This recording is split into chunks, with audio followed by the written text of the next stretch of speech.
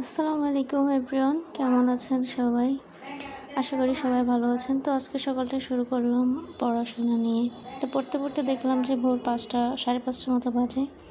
তাই ভাবলাম একটু বাইরে গিয়ে একটু হেঁটে আসবো, কারণ যেহেতু সকাল ভোর, এখন বাইরে পরিবেশটা খুবই সুন্দর থাকবে।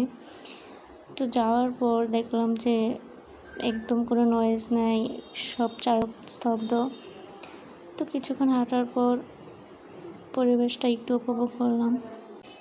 তারপর দেখলাম চারদিক, তখন পাখির ডাকগুলো অনেক ভালো লাগছিল, কিন্তু সাউন্ডগুলো ভিডিওতে আসে নাই। তারপর একটু হাঁটাহাঁটি করে চলে গেলাম বাসায় গিয়ে আরেকটু পড়ে নিলাম, কারণ প্রচুর পড়তে হবে, যেহেতু সামনে এইচএসসি ফাইনাল পরীক্ষা।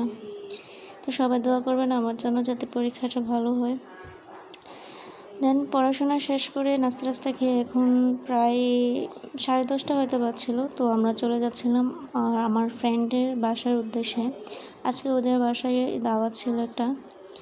তো বাসায় গিয়ে ওদের সাথে দুষ্টুমি করলাম, কিছু মজা করলাম।